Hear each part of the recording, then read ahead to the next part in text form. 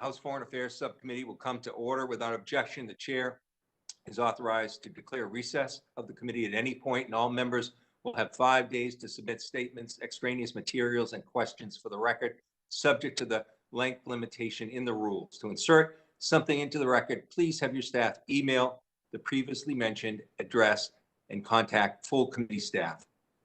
Please keep your video function on at all times, even when you're not recognized by the chair. Members are responsible for muting and unmuting themselves, and please remember to mute yourself after you finish speaking.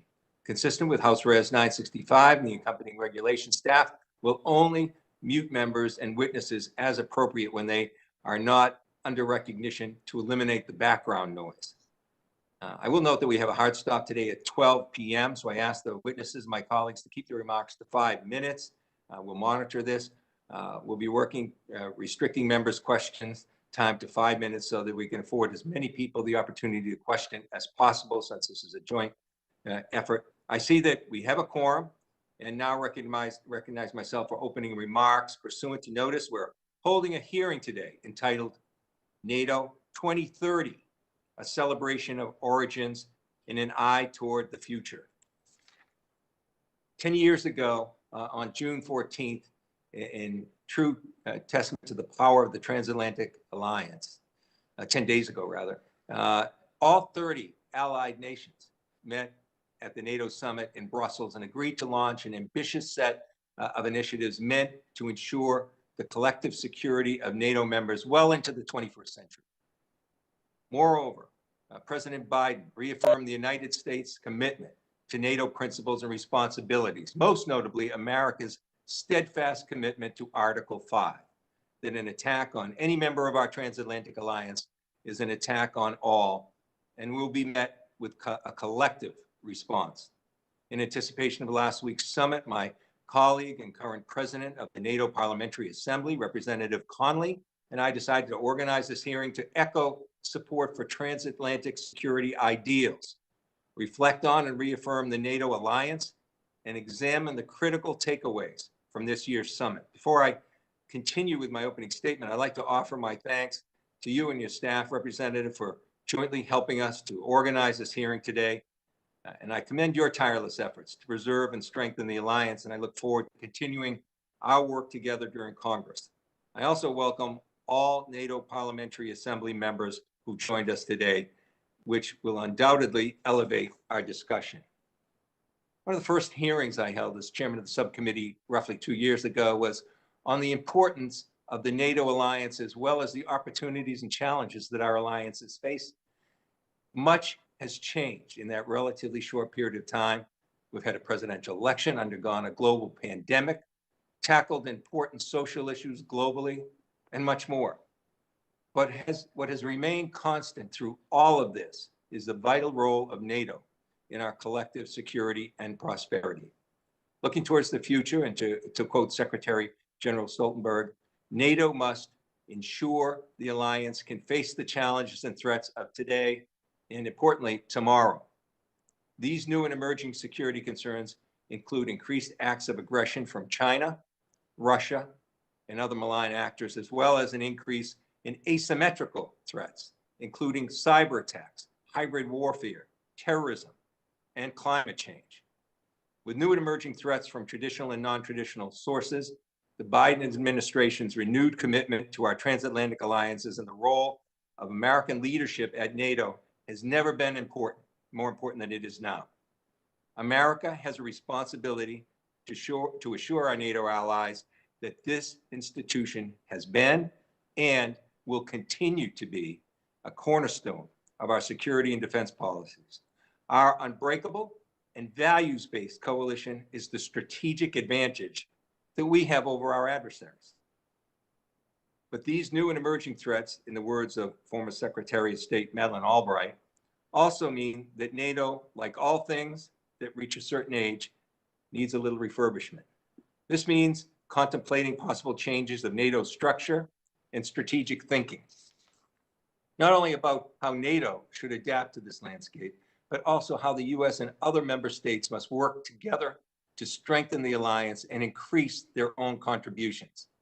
For these reasons, I strongly support Secretary General Stoltenberg's efforts to gather diverse and inclusive voices in developing his priorities for NATO 2030, and was heartened to see leaders of the Western Alliance make clear at the most recent summit that NATO is ready and equipped to tackle the security challenges facing the world today.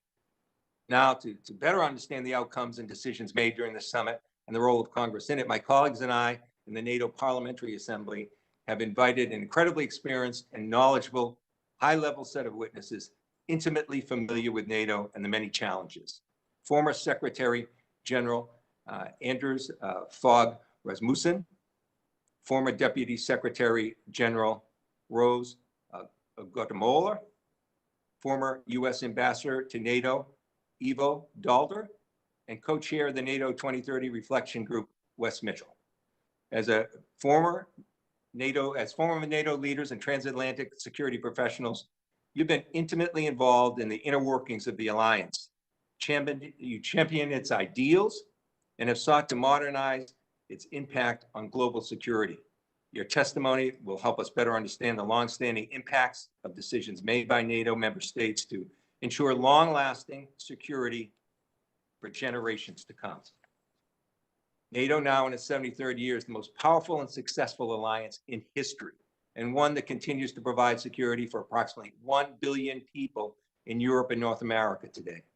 As members of Congress, we continue to support the work you've contributed to preserving and strengthening in this critically important political military alliance, and I look forward to hearing your testimony today.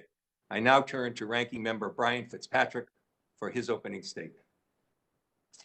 Thank you, Chairman Keating. Thank you to our witnesses, to Chairman Connolly, to all those joining us from the NATO Parliamentary Assembly. And today we have the opportunity to hear from individuals who have set the agenda for NATO, to learn from their past decisions and discuss how to ensure NATO is stronger and better prepared for the future. Earlier this month, NATO Secretary General Jens Stoltenberg revealed the NATO 2030 agenda to address some of the most pressing issues facing our transatlantic partnership. The summit in Brussels marked a critical juncture of future cooperation amongst our allies, recognizing ways to work together and how to address the looming threat of our two strategic competitors, China and Russia. And as a founding member, the United States is fully committed to the NATO alliance and to the Article 5 Collective Defense Guarantee. First invoked after the 9/11 terror attacks, our NATO allies stood shoulder to shoulder with the United States, sacrificing greatly in solidarity. And as we look to the future, a similar solidarity must be held when realizing the commitments of the 2014 Wales Summit. NATO members must resist calls to downgrade the burden sharing formulas of 2% of GDP on defense and 20% of annual defense spending going towards new equipment, research, and development. Greater cooperation amongst our NATO allies is also critical to Euro-Atlantic security and shared prosperity. As recognized in the Brussels summit, China and Russia leveraged their economic interests and hybrid tactics to subvert Western institutions. The summit's final item identified China for the first time as posing systemic challenges to our alliance. The NATO allies agree that China's coercive policies stand in contrast to the fundamental values enshrined in NATO's founding treaty, and that was a direct quote. China's predatory investments in the critical infrastructure of our NATO allies should be thoroughly examined, where they might impair military mobility, resilience, and readiness. However, naming China as a threat is not enough. We need to ensure the alliance, in coordination with the EU, takes concrete actions to address the threat of the Communist Chinese Party and what the threat they pose to Euro-Atlantic security. This will require the Biden administration to rally our NATO allies, including those who might not see the CCP as a pressing concern, to convince them that we cannot protect our collective interests without confronting the CCP directly as a united front. Russia has intensified its cyber and disinformation campaigns, targeting NATO member states and partner states. They've interfered with the democratic processes, harbored cyber criminals, violated NATO airspace, and engaged in provocative military activities. Most notably, Russia has a sustained campaign of hostile and illegal occupation of NATO partner nations. Today, it's our hope that our witnesses can discuss what actions must take place for NATO partner countries to advance in their pursuit of membership. Earlier this month, NATO leaders reiterated a 2008 pledge that Georgia and Ukraine will receive a membership action plan. Ukraine has endured 7 years of Russian-instigated hot war, an illegal annexation of Crimea, relentless cyber and provocative military buildups on their border and in the Black Sea. The illegal occupation of territory in Ukraine by Russia cannot be a disqualifying factor in creating a membership action plan from NATO. It is my hope today that we can learn from our witnesses on how NATO can confront future threats and find a more equitable share of responsibility in reaching these objectives. While modernization will not be easy, it is a necessary step in the face of the challenges that we face over the next decade. I look forward to the testimony. Mr. Chairman, I yield back. Thank the ranking member. I'll now turn to the chairman of the NATO Parliamentary Assembly, Representative Jerry Conley, for his opening remarks.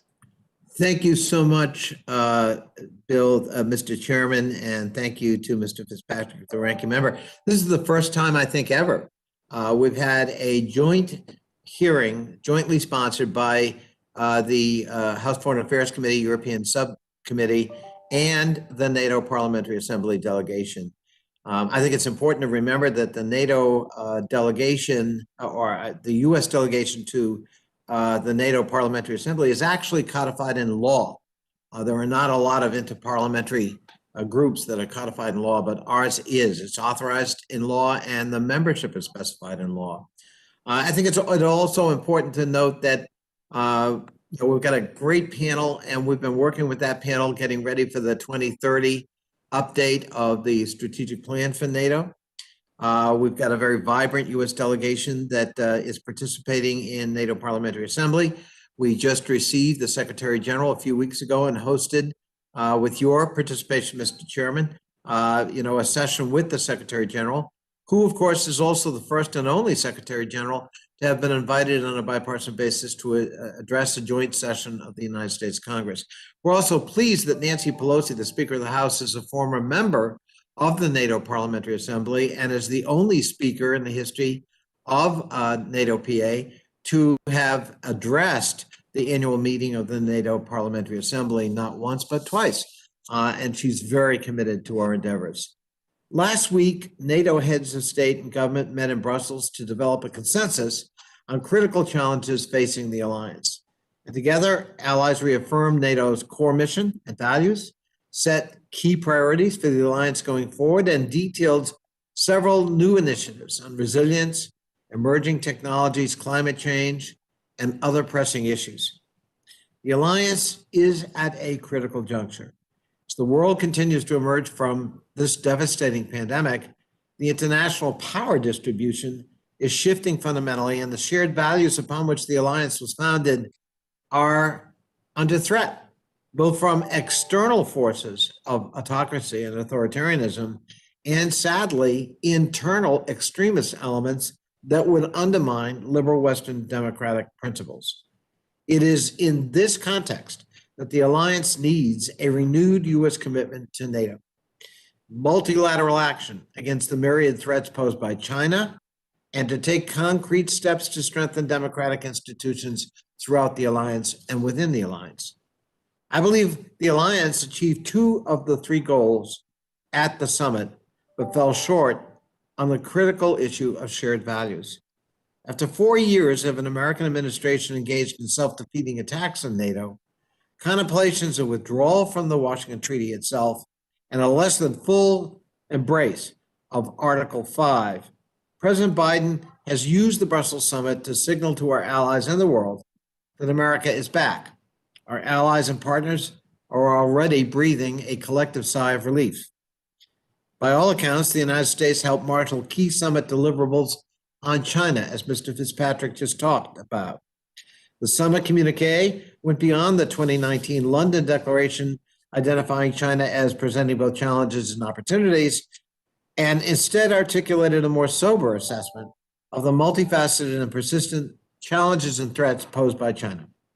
Getting China on the political and military agenda is something I've recommended in NATO reports I've written, including a report in 2019, The Rise of China Implications of Global and Euro-Atlantic Security. China has the world's largest military, including the largest navy, and what is projected soon to become the world's largest economy.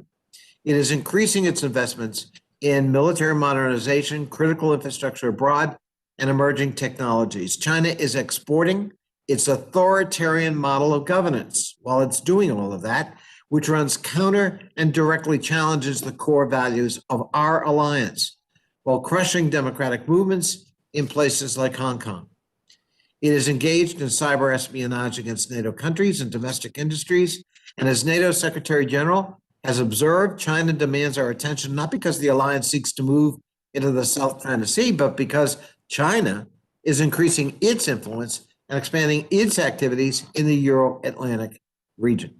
It is far past time that NATO undergo a comprehensive evaluation of the threats posed by China to the alliance.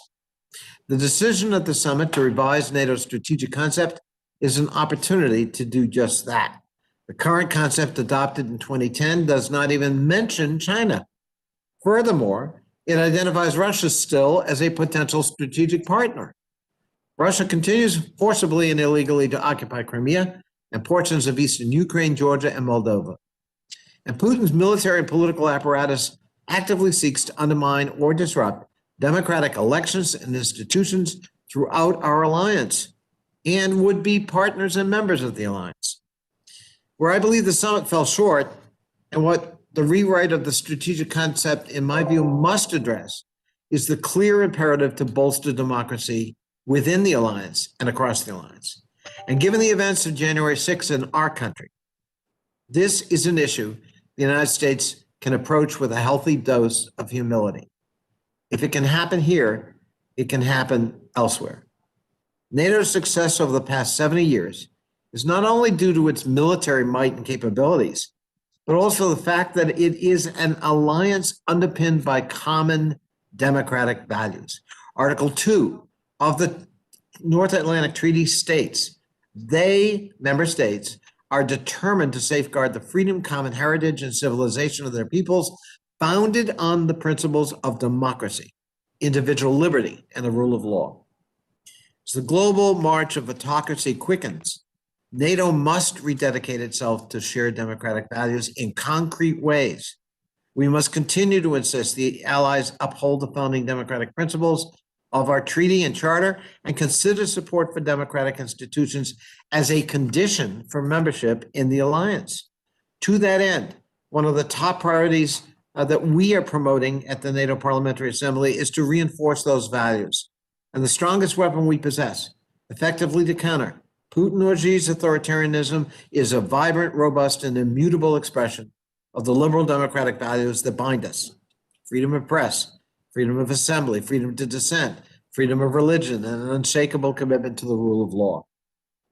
So we have argued that NATO should establish a Center for Democratic Resilience within NATO itself, with the purpose of helping member states strengthen democratic institutions, to serve as a resource, to establish best practices and benchmarking, and to frankly provide consulting opportunities for existing NATO members and would-be NATO members.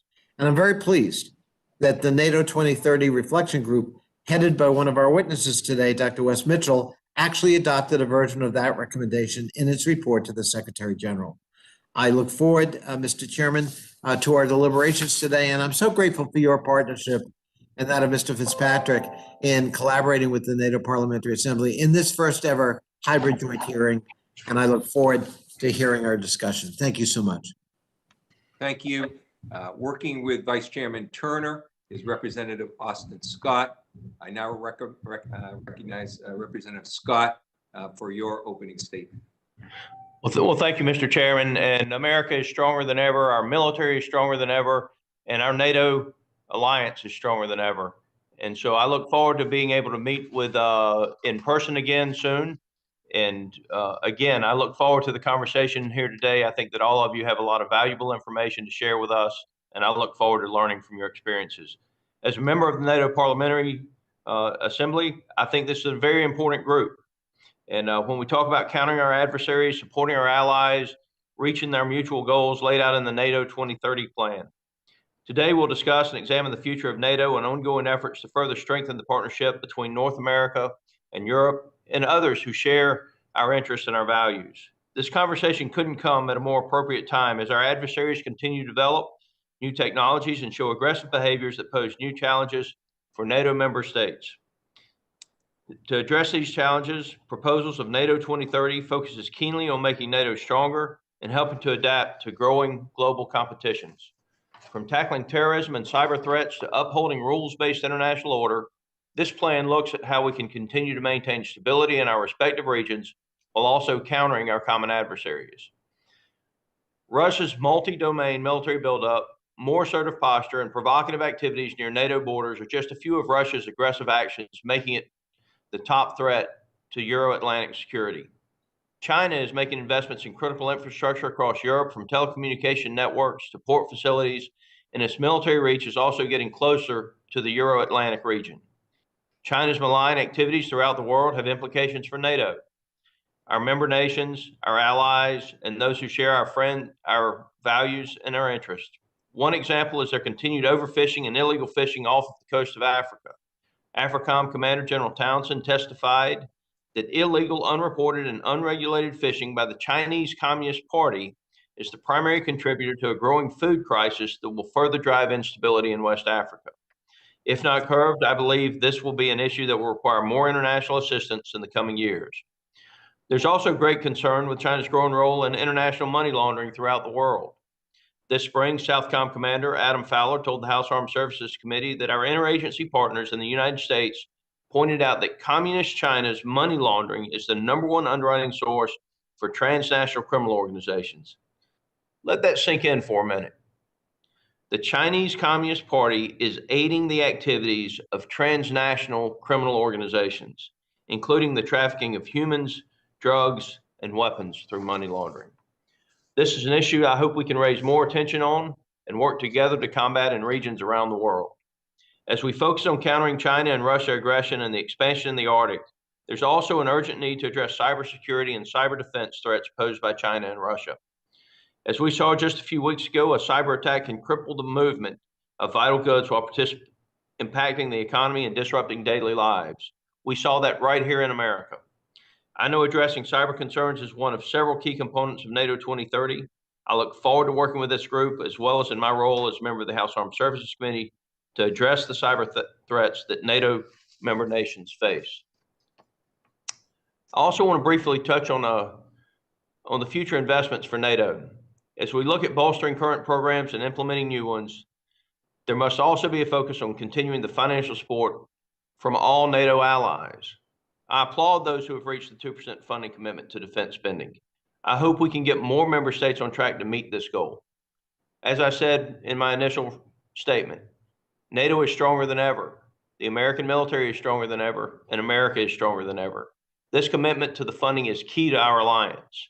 A focus on joint funding by all NATO member nations is key to continuing investments in trainings and exercises, cyber defense and cutting-edge technologies, and capacity building for our partners.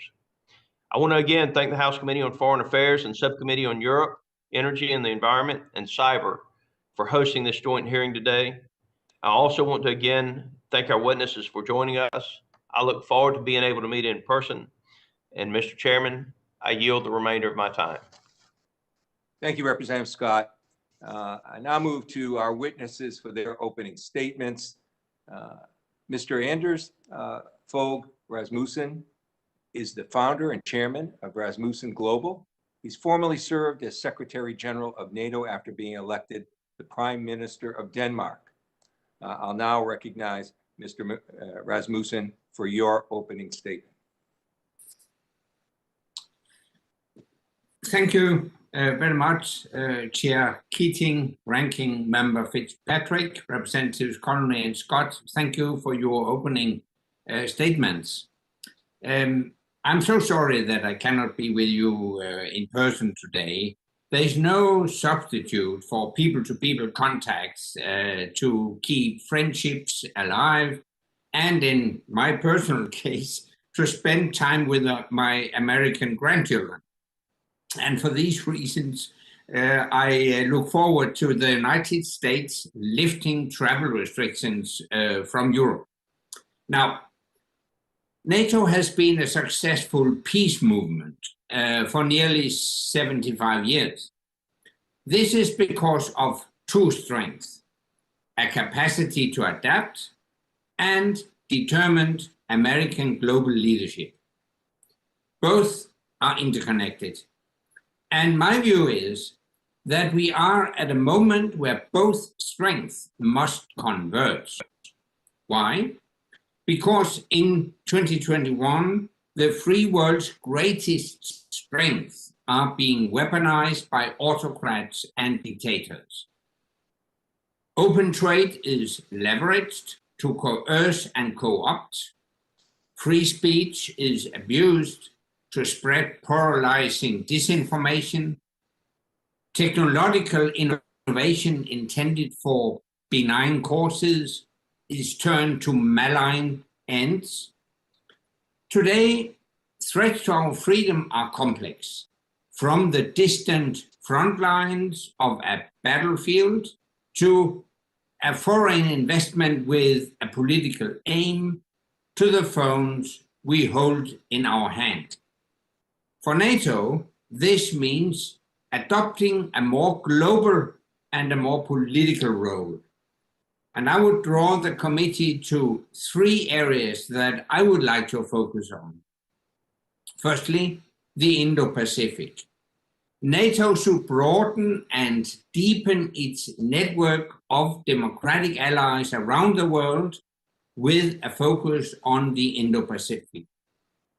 NATO may be an Atlantic alliance, but it includes Pacific allies. Where America is strong, freedom is strong. The same applies to the Pacific. NATO should support the development of the Indo-Pacific Quad, starting with a NATO Quad summit.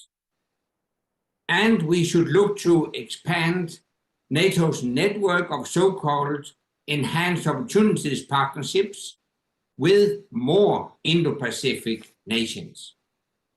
Secondly, on political and economic resilience, the Atlantic Alliance must counter the inbuilt self-doubt of free societies.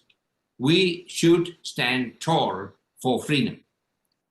And this means countering economic coercion.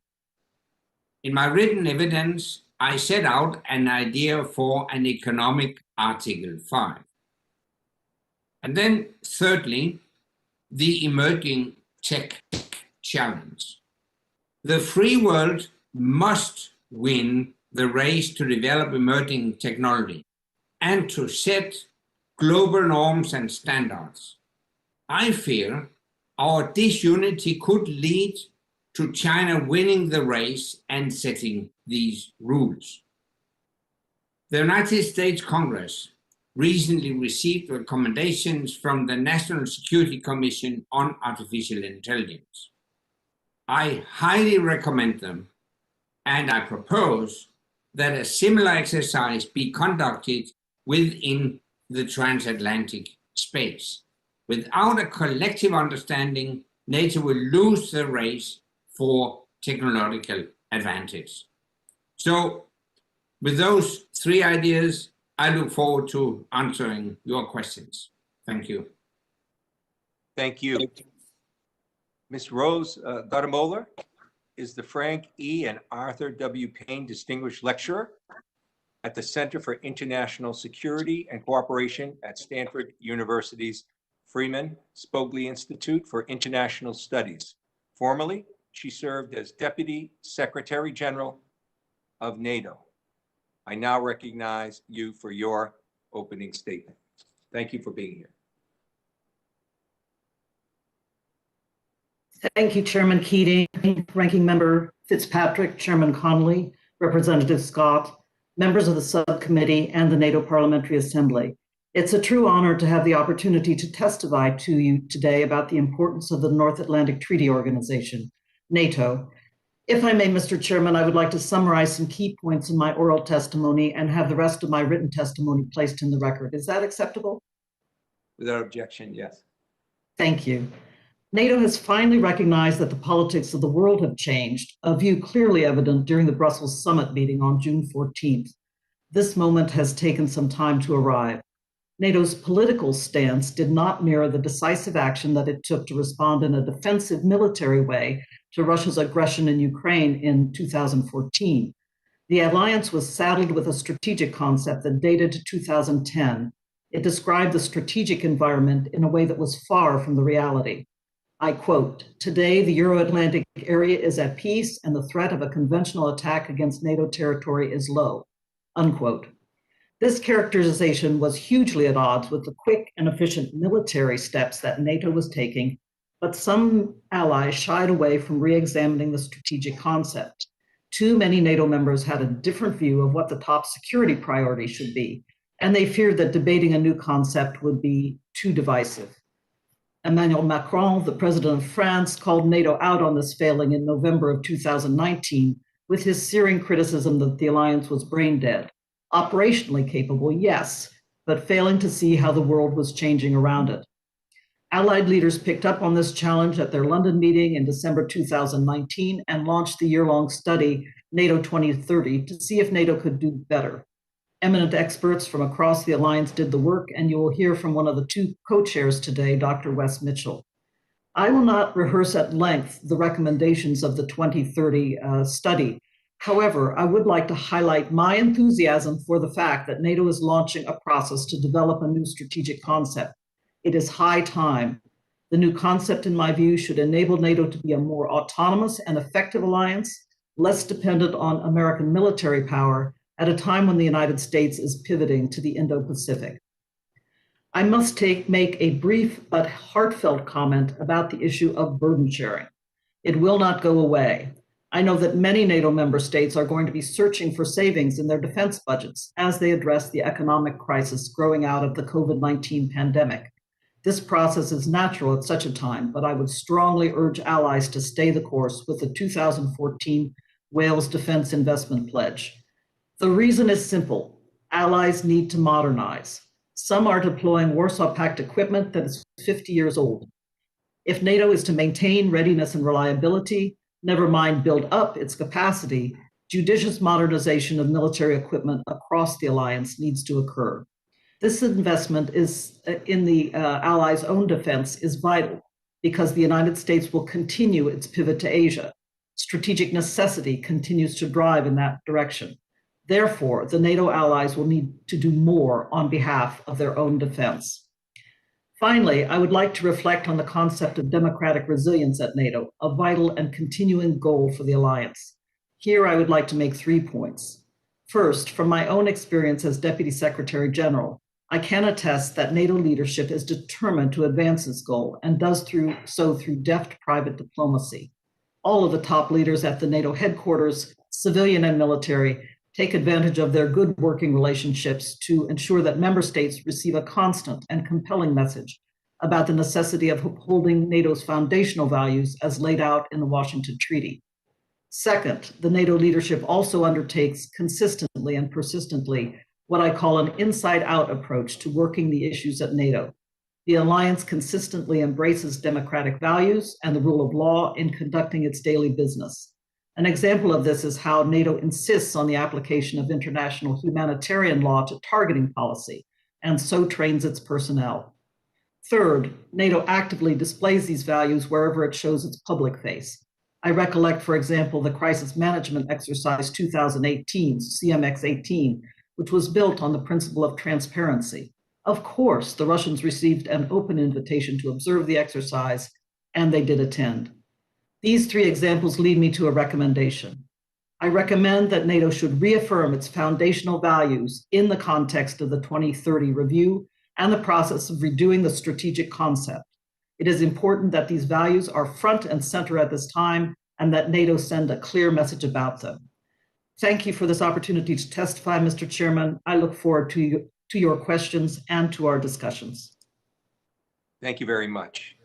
Ambassador Ivo Daalder is president of the Chicago Council on Global Affairs and formerly served as U.S. Ambassador to NATO. Ambassador, you're now recognized for your opening statement. Thank you, Chairman Keating and Ranking Member Fitzpatrick, NATO PA President Connolly, and Representative Scott for the opportunity to testify before you and the members of the subcommittee in the NATO Parliamentary Assembly. I have a written statement that, if you don't mind, I would like to put in the record, but I will briefly summarize some of its key points. Without objection, yes, let's proceed. This is an opportune time to hold a hearing on NATO. The alliance faces pressing security challenges, as well as the need to reaffirm the longstanding commitment to collective defense, both of which were challenged in recent years. The Brussels summit earlier this month did much to address these challenges, and it enabled the President of the United States to come to its allies to renew the U.S. commitment to what he called the sacred obligation of collective defense. In my written statement, I detail how NATO has become the most successful alliance in history, and doing so primarily by proving adaptable to changing circumstances, successfully moving from a Cold War alliance for its first 40 years to an enlargement alliance in the 1990s, to an operational alliance by 2010, and to a renewed collective defense alliance in the aftermath of Russia's invasion of Ukraine in 2014. Now, NATO needs to adapt once more to meet the new challenges of the current age. The Brussels summit recognized this need when it adopted NATO 2030, a transatlantic alliance for the future. It's a remarkable document setting out a very ambitious agenda, not only for reinforcing deterrence and defense to counter what alliance leaders rightly describe as the serious threat to Euro-Atlantic security from Russia, but also to meet the many new challenges that now confront NATO members. And I want to focus on those and mention just three. First, China. For the first time, NATO did recognize the security challenge posed by a rising China. Though it is geographically removed far from the North Atlantic area, NATO countries now understand that China's growing regional and global ambitions can no longer be ignored. At the same time, while NATO has now recognized the rise of China, mentioning the challenge it poses is very different than agreeing on how to respond to that challenge. And here, I'm concerned that even on the particulars, alliance members do not seem yet to agree on the character and the extent of the security challenge that China poses to NATO. The Brussels communique states, and I quote, "China's growing influence in international policies can present challenges we need to address together as an alliance." Can, not does. NATO will have to agree on the extent to which China poses a direct security challenge and how that challenge should be met collectively.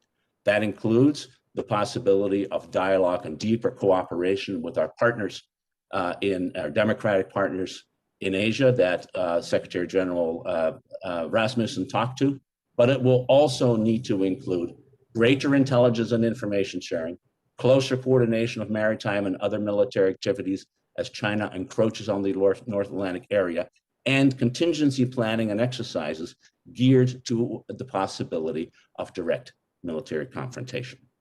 Second, on cyber, NATO has taken important steps to address the growing cyber threat to its security, including recognizing as early as 2014 that a cyber attack could trigger Article 5's collective defense commitment, and it now extended that commitment in at its Brussels summit.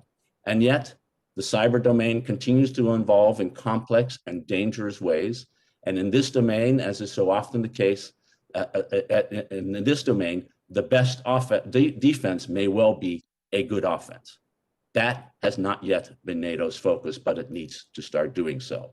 While NATO has agreed that it could respond to a cyber attack with other means, it will also need to develop the doctrine and capabilities to employ cyber offensively to enhance deterrence of such attacks. Third, on Europe and burden sharing, I just want to echo the comments that Rose Gottemoeller made before. The alliance is unbalanced. 75 years after the World War II, the United States still carries a disproportionate share of the burden of the common defense. Yes, Europeans have increased defense spending quite a bit over the past 7 years, but these increases do not come close to compensate for the precipitous decline in defense spending over the preceding 15 years and the still greater underinvestment in much needed advanced capabilities. NATO's success requires a greater balance between its members, with Europe taking on an ever-increasing share of the overall burden and responsibility for ensuring security on the continent. Most people who reach the ripe age of 72 are ready for retirement, but NATO is not.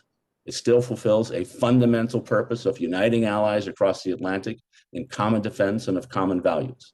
NATO has faced challenges before, it has adapted and emerged stronger as a result, and I have no doubt it will do so once again.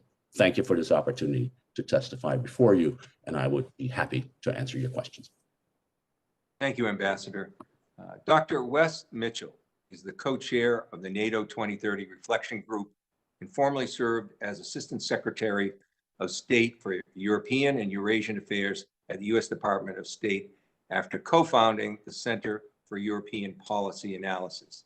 I will now recognize Dr. Mitchell for your opening statements. Well, thank you, Chair Keating, Ranking Member Fitzpatrick, Chair Connolly, and Representative Scott for the opportunity to testify today. I will submit a written testimony, like my colleagues, for the record, and summarize that testimony in my comments today, if that is acceptable to the Chair. Yes, proceed. NATO must adapt for a new era of great power competition. That is the message that a high-level group of experts, which I had the honor to co-chair, recently delivered to Secretary General Stoltenberg. The changes needed at NATO are serious yet feasible, but the hour is late and the opponents of the West are gaining in strength. The costs of failure would be high. What makes NATO's adaptation so urgent is the scale of change that is underway in the international balance of power. By 2030, China's GDP is projected to be greater than that of the United States and European Union combined.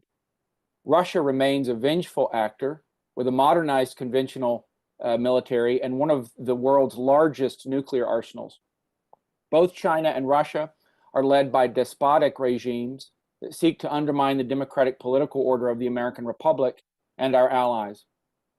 The main task facing NATO is to consolidate the Atlantic Alliance for an era of strategic simultaneity, in the words of our report. An era in which the West will face concurrent pressure from two large state actors in opposite directions from the Euro-Atlantic area. This new environment presents two chief dangers, one political and one military. The political danger is that China and Russia will use their size and power to divide, isolate, and manipulate American allies. China enjoys an enormous power disparity vis-a-vis individual Western states. Russia has a well-practiced repertoire of tools with which to cow smaller states. The danger is that our rivals will subtly deliquesce the bonds between the United States and its allies, rendering NATO less cohesive, even as it continues to exist in name. The military danger is that China and Russia will generate simultaneous crises that strain or exceed our capacity to handle. Under the 2018 National Defense Strategy, the United States replaced the two-war standard with an emphasis on fighting one war with China in conditions in which it is unlikely to possess escalation dominance. This means that more and more U.S. military resources will go to the Indo-Pacific, and that the United States will prioritize developing capabilities for Asian maritime rather than European land combat environments. These two dangers provide a baseline for how the United States should think about NATO's role. First, NATO needs a strategy that matches the world of the next decade. Last week, NATO leaders agreed to our report's recommendation to update the strategic concept. The United States should use this process to bring NATO into alignment with U.S. global strategic requirements by enhancing European allies' conventional deterrence vis-a-vis Russia and affirming NATO's role in dealing with those aspects of Chinese behavior that affect Euro-Atlantic security. Second, NATO needs better tools to deal with the challenge from China. While it is inadvisable to push NATO to play a military role in Asia, it is in our interest and squarely within the remit of NATO's mandate for it to address Chinese activities that impact military readiness, interoperability, and secure communication in SACEUR's area of responsibility. Third, the United States must redouble efforts to improve burden sharing. It is reasonable to expect Europeans to field at least 50% of the conventional capabilities and enablers for securing the European theater to free up US forces to focus on the Indo-Pacific region in the event of a major crisis. Fourth, NATO will need greater political cohesion to meet the growing threats from China and Russia. Efforts at European strategic autonomy should be welcomed insofar as they aid in meeting established NATO capability targets, but firmly resisted insofar as they deepen the bifurcation of the West into competing blocs. But the threats to Western cohesion are not only or primarily institutional. As articulated in the North Atlantic Treaty, NATO exists to safeguard the freedom, common heritage, and civilization of its peoples, founded on the principles of democracy, individual liberty, and rule of law.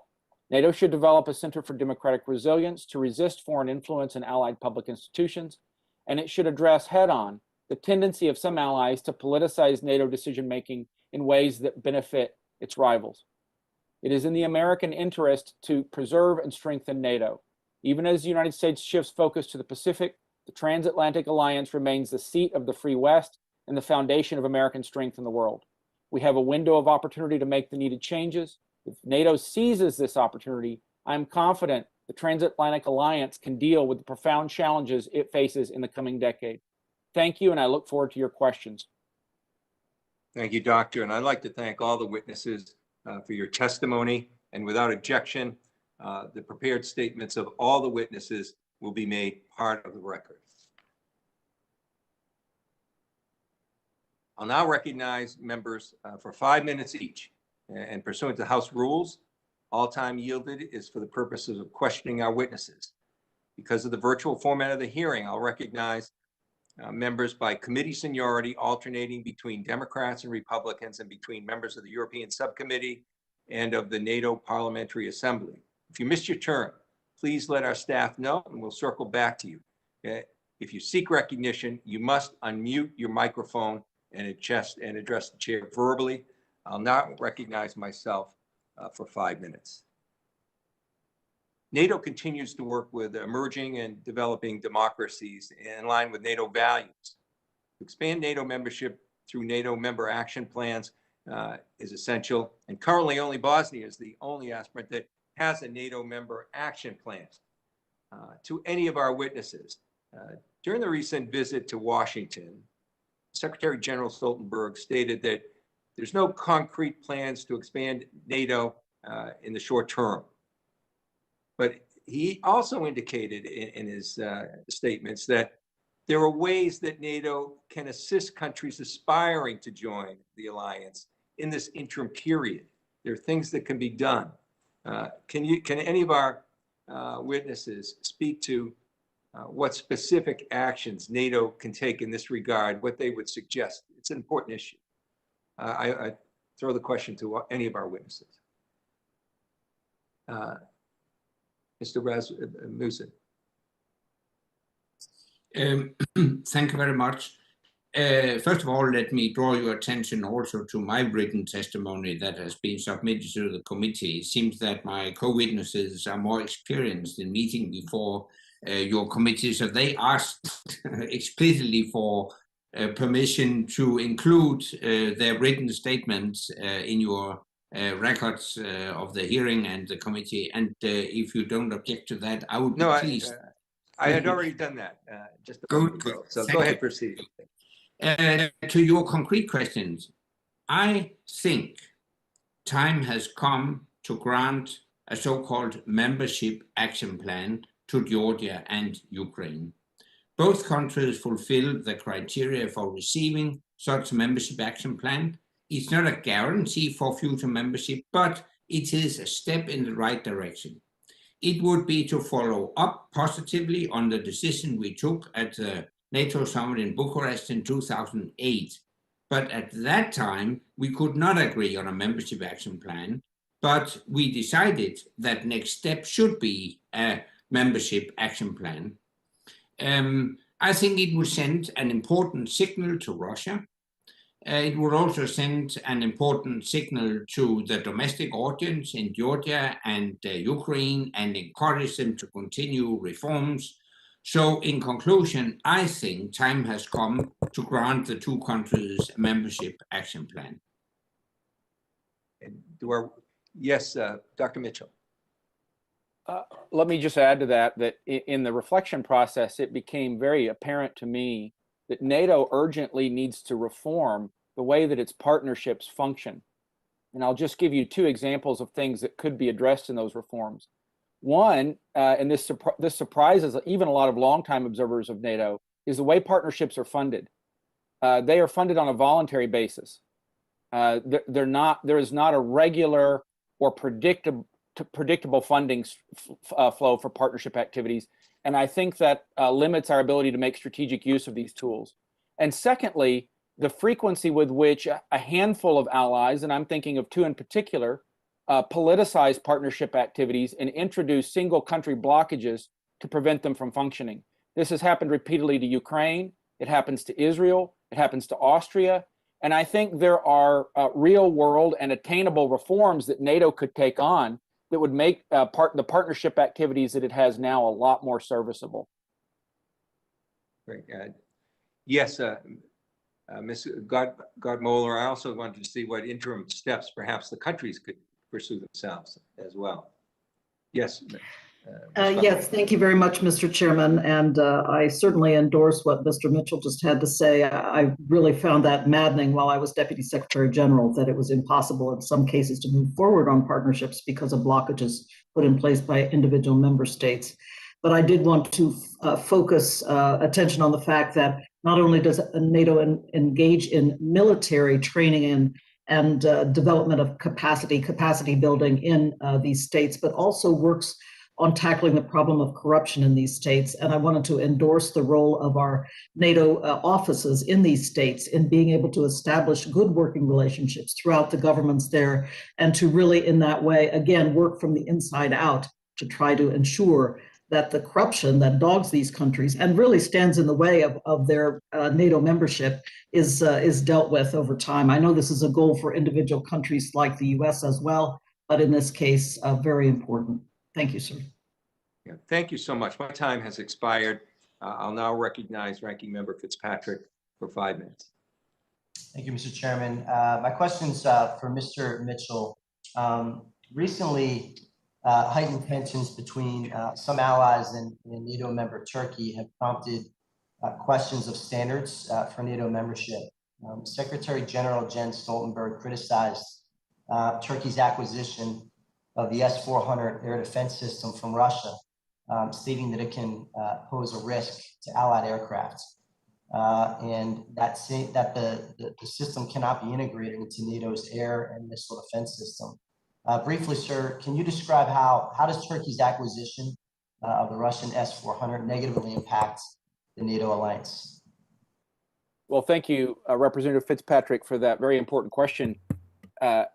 I think there is a problem, and I'm speaking for myself here and not in my capacity as the co-chair of the reflection group. There's no question that Turkey's acquisition of a sophisticated Russian air defense system has implications for NATO politically. I think technologically, some of the risks to our own military technologies are well known. I think it affects interoperability. And I think there's also no question that there have been significant political tensions between Turkey and other NATO members. I'm thinking of Greece and a non-NATO state, Cyprus, that played out as a sort of leitmotif as our group was conducting its deliberations. And I would go further and say there's no question in my mind that many of those problems have more to do with Turkish behavior, including domestic factors inside Turkey.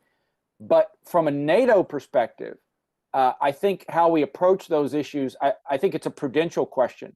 We have to keep in mind that the ultimate goal is the cohesion of the NATO alliance as a tool to deter and defend against Russia and eventually also China. That's priority number one. And if in our tactics, even the best intentioned approach, if we undermine that goal, I think we're counterproductive. So I would say the US and other allies can and should pressure Turkey, for example, on S-400 or its other military technological dealings with Russia, its approach to Greece, another NATO member state. But I put it to you that those efforts will be most effective if the pressure is occurring alongside efforts to meet Turkey's legitimate security concerns and make sure that it has a viable Western option in its foreign policy. So, for example, allies could do a lot better addressing the threat of Syrian missiles to Turkey. It is no less a legitimate NATO job than defending the Baltic states. We could do a better job of offering Western technological alternatives to Turkey in a timely fashion, not just from the United States, but other European NATO members, alternatives to Russian systems. And I think we could do a better job of incorporating terrorism, which Turkey has a significant interest in combating, incorporating that more into NATO's core tasks and treating the southern and southeastern dimensions of NATO as priorities. So the approach should be pressure, yes, criticize, yes, but do so in proportion to how much of a viable alternative we're giving for meeting Turkey's legitimate security concerns. So if I could, just in contrast, Ukraine, for example, has been a steadfast supporter through their partnership with NATO, enduring at the front lines of Russian aggression with deepening cooperation over time. With Turkey working with one of NATO's most looming threats, and Ukraine actively working with our alliance against it, the open door policy, I believe, must be examined. So I guess my question would be, why do you believe it's important for the alliance to not allow Russia's war in eastern Ukraine and illegal annexation of Crimea to permanently thwart a membership action plan for Ukraine? Well, I think in the case of Ukraine, and again, I'm speaking for myself, the best thing that the United States can do for Ukraine is to arm that country and to prevail upon European allies to arm it. I think we should keep up the drumbeat on membership action plan, but we should also consider major non-NATO ally status for Ukraine to ease its defense cooperation with the United States. That would be my thinking. Okay, I yield back, Mr. Chairman. Thank you, sir. Thank you. The chair recognizes Chairman Connolly for 5 minutes. Thank you so much, Mr. Chairman. And again, thank you and the ranking member for this first ever joint hearing. I think it's so important, and I think it is an expression of congressional support for the alliance and for the renewal of NATO on a bipartisan basis. And I want to thank our very distinguished panel of witnesses who I think are making a really thoughtful contribution to our dialogue about how we move the alliance forward.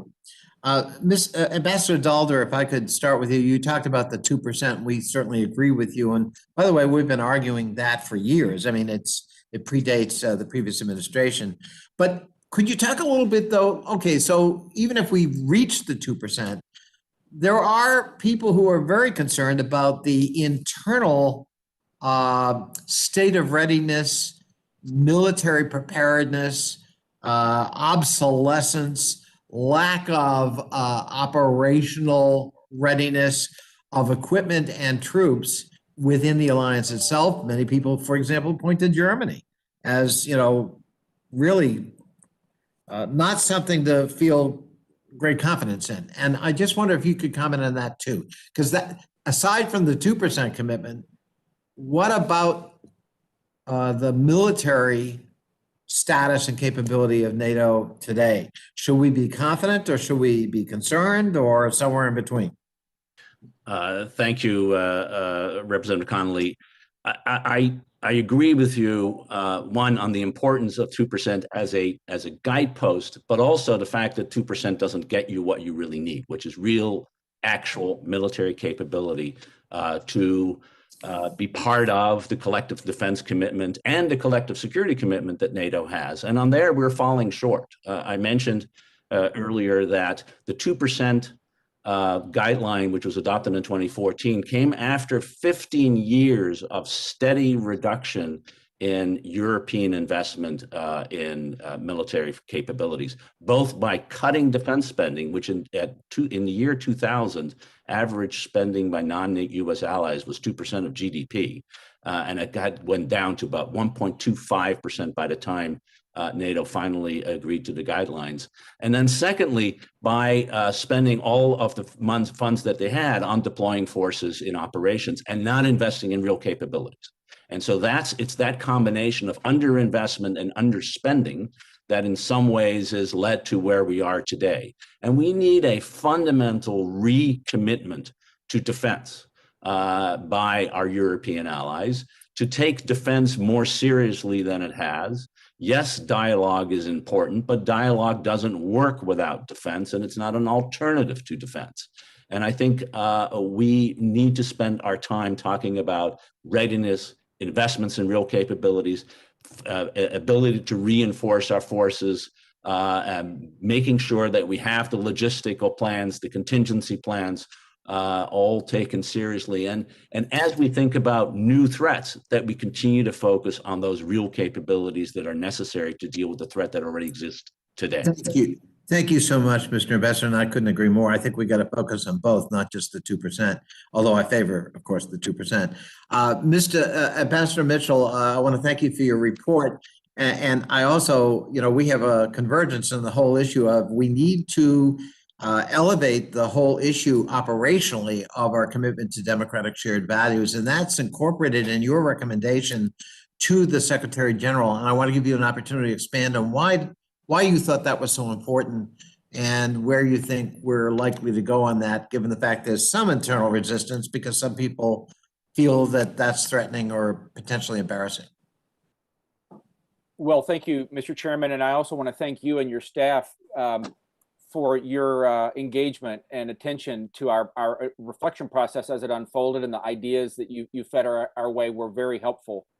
On this issue specifically, as you know, our report devoted a lot of attention to the question of the health of democratic institutions inside NATO. NATO is an alliance founded on democratic principles, and departures from that foundation do weaken the alliance, I think, in general, but particularly in an era of great power competition, the terms of which are not just material, but ideological and political. And the question, to my mind, is what is the appropriate role for NATO as a security alliance when it comes to those kinds of issues? We debated that at length, and we heard a lot of proposals in the reflection group. NATO is a security alliance built on a treaty that requires consensus of all of its members.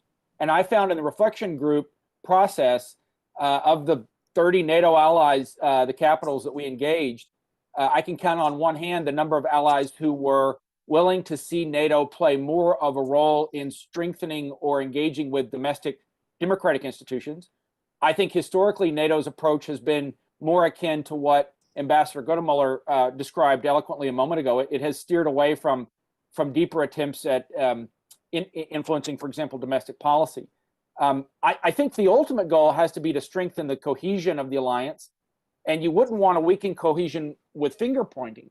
But I think the right role for NATO is to focus on the intersection of democracy with security, with external security threats, which is its core function. And of course, the Russians and Chinese are very well versed in working internally through corruption and a variety of means to weaken institutions. That's the sweet spot in my mind. I think the idea of a democratic resilience center addresses that. And I am disappointed that the communique last week did not endorse the recommendation of a resilience center. My understanding is that a lot of the recommendations from the report are still under examination by the NATO international staff, and we'll see if that could gain traction in the future. Thank you so much, and thank you again, Mr. Chairman.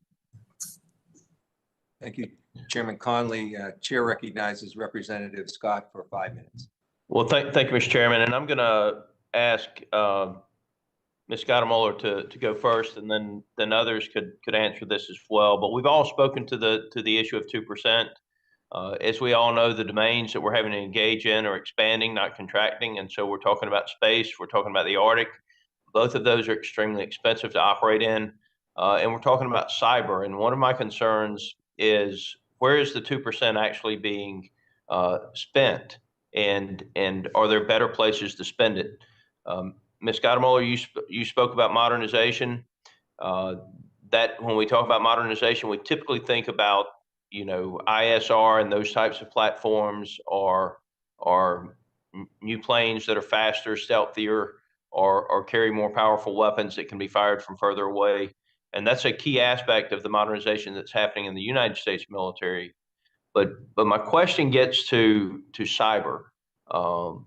offensive actions in cyber, which are still considered in the gray zone, they're very cheap to carry out, and the consequences for those that are the recipient of these aggressive actions are extremely damaging. We've seen that with the U.S. economy with regard to our food supply chain.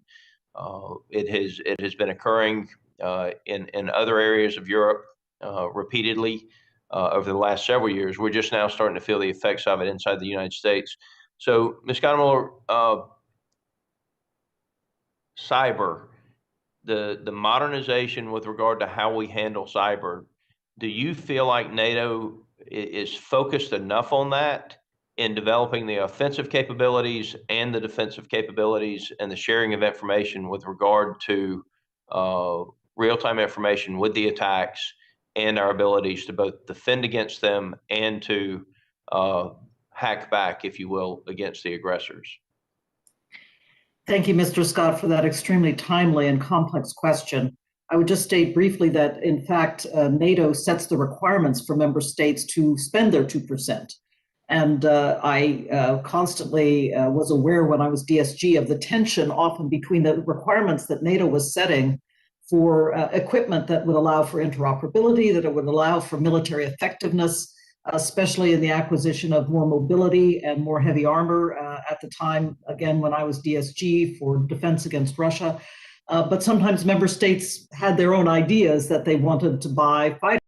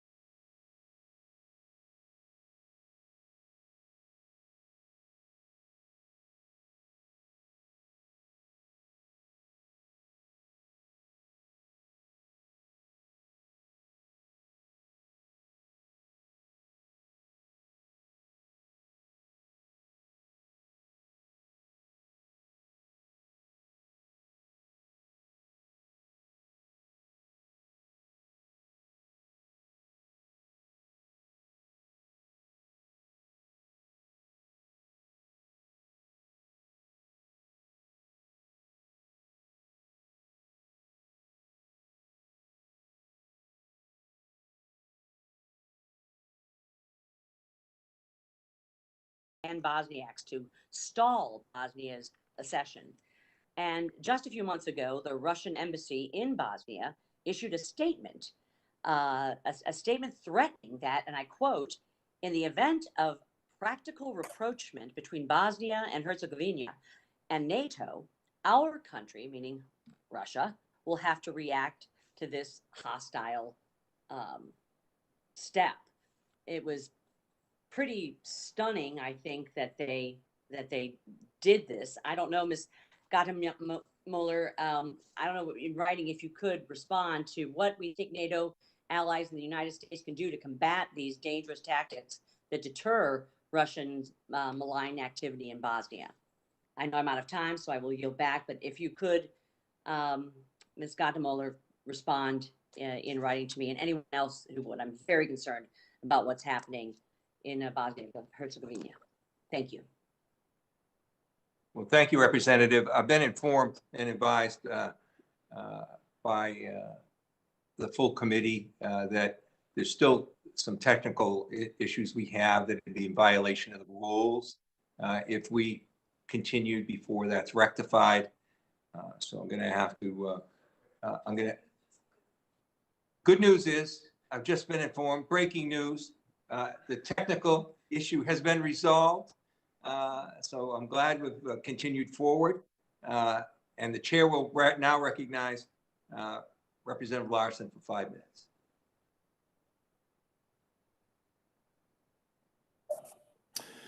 Thank you, Mr. Chair.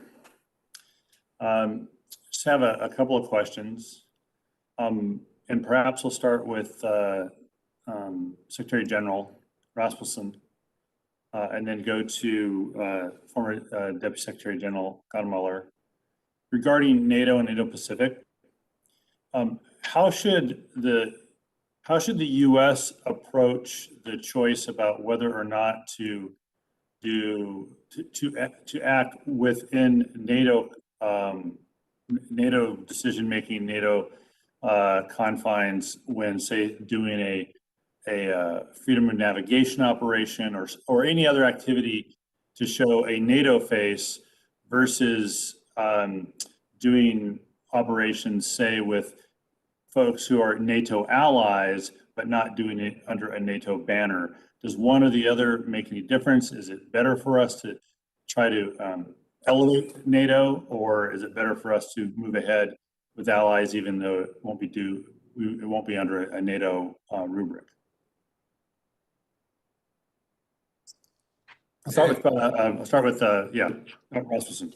Yeah, thank you very much for that question. As a point of departure, I think we should elevate as many activities as possible to the NATO level.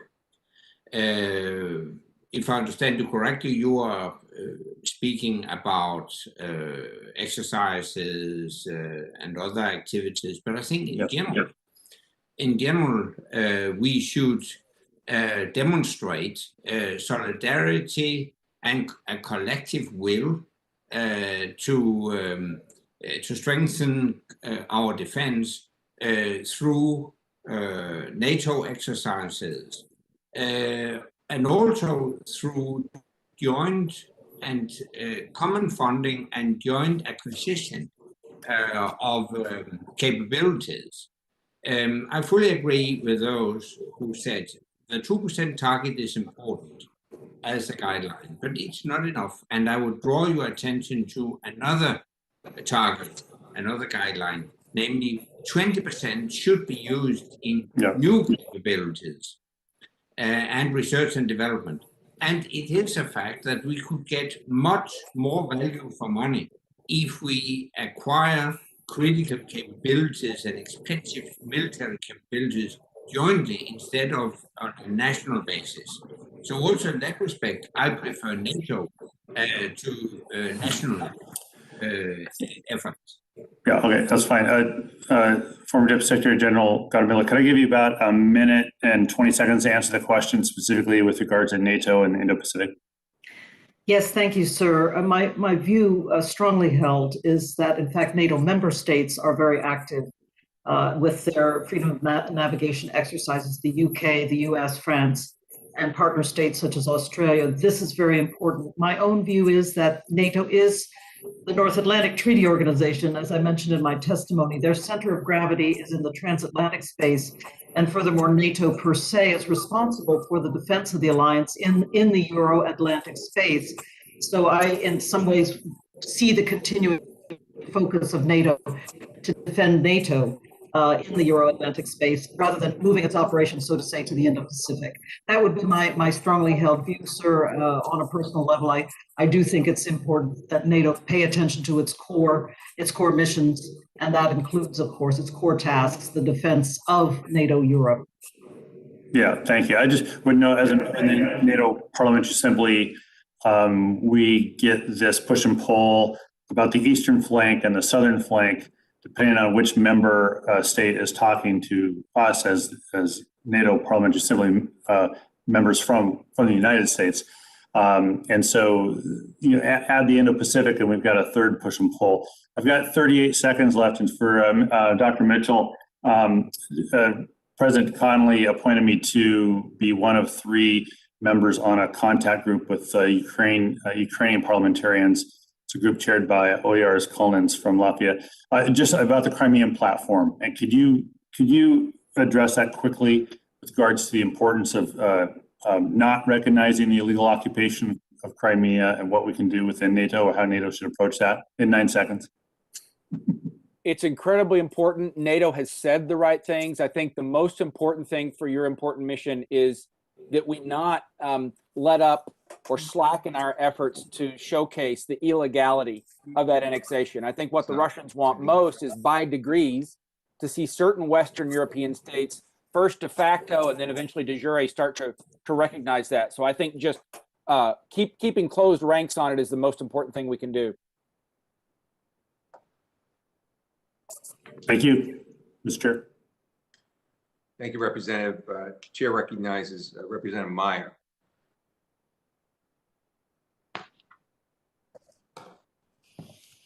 Is he here? Thank you, Mr. Chair. And thank you to our witnesses who are here today, and on this and to the committee for the subcommittee for hosting this important hearing on our NATO alliance, specifically NATO 2030, and both, you know, celebrating the origins and reevaluating, you know, how we go towards the future as we are continuing to focus on our shared values across the Atlantic, as we adapt from a Cold War mentality to one that is really pitting democracies versus autocratic regimes, especially in Europe, but also towards some of our shared commitments that we've made abroad, as we mark the withdrawal of United States forces from Afghanistan and the only invocation of Article 5. Now, NATO Secretary Jens Stoltenberg had identified the need for more societal and economic resilience from the allies, you know, the importance of safer and more diverse supply lines as well, in the fuel, food, and medical spaces in particular. During this pandemic, we've also seen some of the challenges with both our supply chain resiliency domestically, but also some of the risks that a more globalized world holds, and specifically on the military front and on the national security front, what can happen when we are overly reliant on international supply chains over which we do not have full control. One of the areas that deeply concerns me when it comes to our NATO alliance is the construction of Nord Stream 2 and an additional Russian economic leverage over many of our Northern European allies. You know, I guess this question first, I strongly wish to target to Mr. Rasmussen.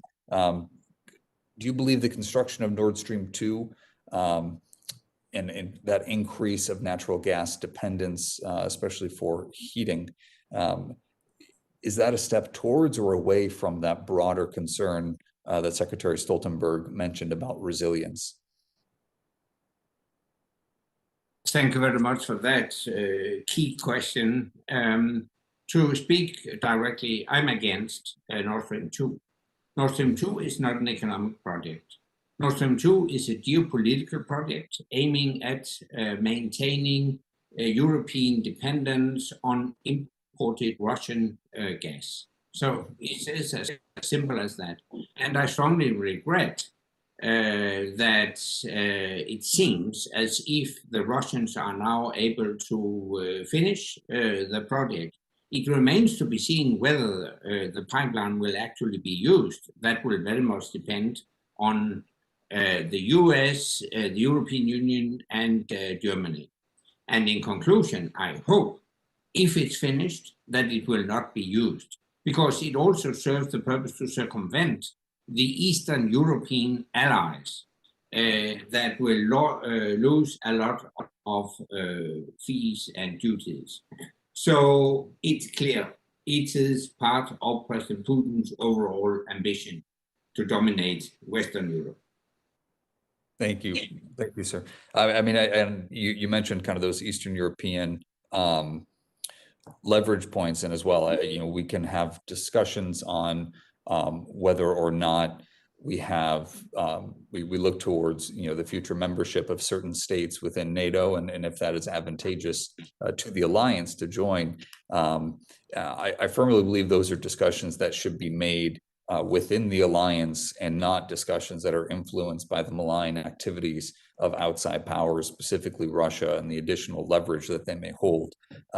It does not portend for those decisions to be made, on their merits, but rather giving our Russian adversaries a greater ability to exercise that leverage. And I guess, Mr. Rasmussen, if I could also just follow up with a quick final question before my time expires.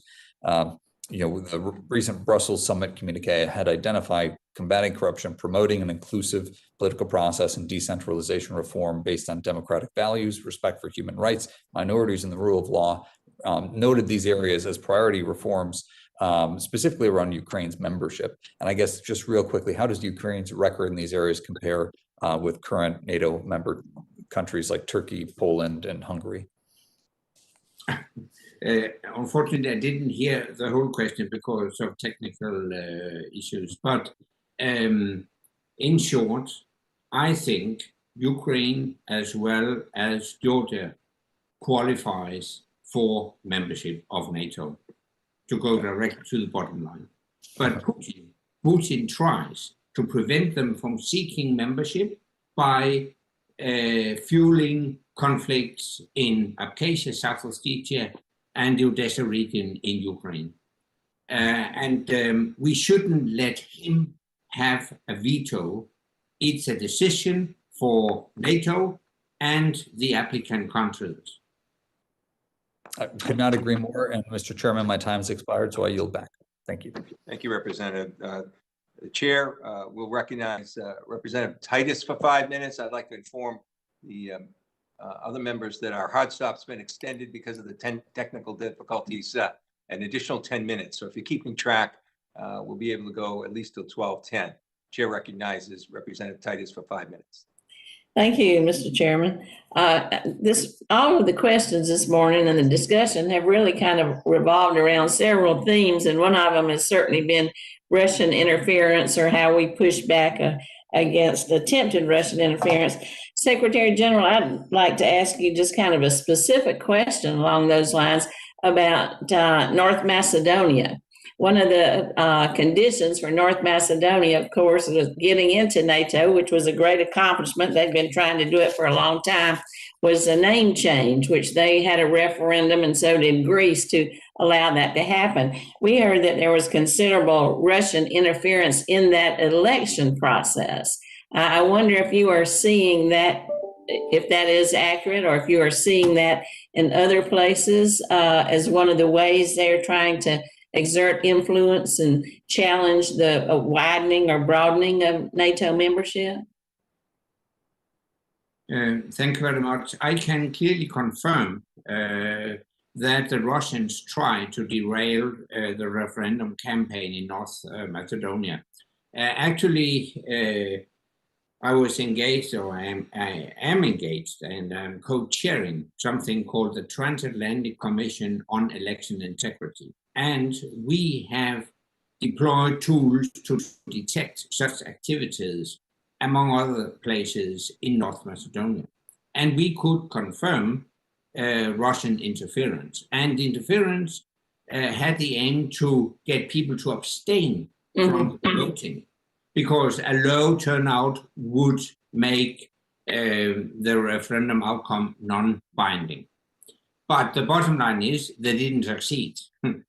Fortunately, an agreement was reached, and North Macedonia became member of NATO. So they didn't succeed, but it's not the only place. Now we're watching Germany. We will have German elections in September this year, and I would expect heavy Russian efforts to meddle into those elections. And I wouldn't exclude Chinese attempts to do exactly the same, because China has a clear interest in an adoption of an investment agreement between European Union and China, and Germany has so far been in favor of that. So they want to influence the outcome of the German elections. Wow.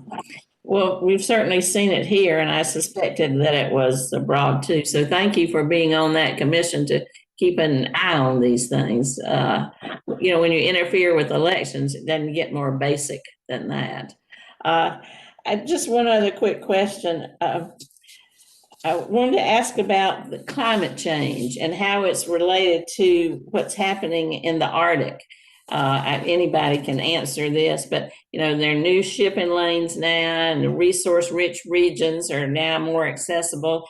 But recent Russian military expansion in the region could threaten our equitable access to these areas. And I wonder if NATO is involved in any way in assuring that any kind of exploration is done in an equitable manner. NATO should develop a clear Arctic strategy.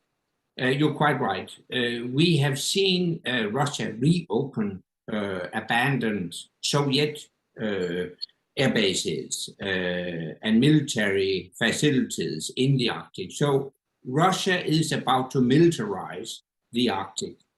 And NATO has a responsibility to, according to Article 5, we are all responsible for helping each other. So the Arctic members of NATO could expect that NATO develop an Arctic strategy in order to counter that Russian militarization of the Arctic.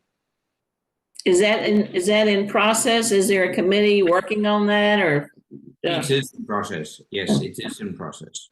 Oh, all right. But I can tell you, when I was Secretary General of NATO, it was impossible to move forward because of Canadian resistance. But Canada has gradually changed its position, so now it's work in progress in NATO. Well, thank you very much. I yield back. Thank you, Representative. Chair recognizes Representative Tenney for 5 minutes. Thank you, Chairman Keating and Chairman Connolly, for convening this important hearing today to look at NATO's future. And I want to thank all the witnesses for their very insightful testimony. Also, thank you to our ranking members, Fitzpatrick and Scott. Preserving the Western Alliance is one of the key foreign policy challenges that we face. Our strong community of nations must adapt to adversaries like Russia and China, as we know so well. The United States cannot do this alone, and it is vital that Europe continues to be a central pillar of our international alliance system. Which brings me to my first question for Dr. Mitchell. The United States has accepted and honored our share of the responsibilities for European security by being clear on our commitment to NATO and Article 5 and pouring billions of dollars into the defense of Europe. But our efforts can be counterproductive if they're not met by a willingness on the part of European allies to defend their own continent. Europeans cannot expect Americans to care more about their security than they do. With Nord Stream 2 being a perfect example and referenced earlier, what can we do realistically to make European countries share more of be more equitable partners and in joint efforts to preserve the security that we need from these NATO allies? Well, thank you, Representative, for that question. I think in some ways that is the most important question facing the United States when we look at our alliance structures, not only in Europe, but in Asia, in an era of great power competition. And we've seen successive administrations try different tactics. The Obama administration tried charm, the Trump administration tried pressure. It's not always clear that either of those work. Under the Trump administration, European countries and NATO increased defense spending by something like $140 billion. But I think the reality is, and this is in the premise of your question, European NATO is not doing nearly enough. By my count right now, I see 10 allies spending 2%. And I think increasingly, given the two-front challenge that the United States has with China and Russia, the 2% goal in Europe, in NATO, is a receding de minimis requirement. I mean, this is the wealthiest alliance of nations on earth. And I think American taxpayers have a right to ask, at a moment when we have a $25 trillion US debt, why, in a way, we're indirectly subsidizing European social benefits. I don't think those questions are going to go away. The key point to grasp, I think, is that it's no longer just a matter of fairness or tax dollar stewardship. I think it's a strategic imperative. If Europe doesn't take on more of the defense burden vis-a-vis Russia, the United States physically will struggle to be able to handle a major crisis in the Western Pacific if there were crises in, say, the Baltic and South China Sea at the same time. I'm of the personal opinion that we have to be willing to be creative. And so, speaking for myself and not for the reflection group, to answer your question, I would say we should allow the Europeans to pool more of their capabilities, as long as that effort is harnessed to NATO capability targets. So I would favor, for example, the creation of a European level of ambition under the NATO awning that results in Europe being able to field fully 50% of the capabilities and enablers in the European area. That would be preferable, to my mind, both to the current slow improvement in defense spending and to the European strategic autonomy idea, which I think could be pernicious to NATO cohesion and capabilities. Frankly, I don't know how we will hit the goal otherwise. I think we can keep pressuring allies, but I would favor getting creative on a European level of ambition inside NATO. Thank you for the answer. Well, let me just follow up with that. How would you, what steps would you actually suggest that the Biden administration take to move them in that direction? I mean, as you said, there was charm and then there was pressure, but President Trump did have some success with pressure, moving some of the allies up, especially Germany. Germany has, the wealthiest of all the other NATO nations. How do we get Germany, for example, to be to comply? And especially in light of what I mentioned earlier, the Nord Stream 2 issue, where the Biden administration lifted the sanctions, and now we have, this pipeline that is actually hurting some of our allies in Europe.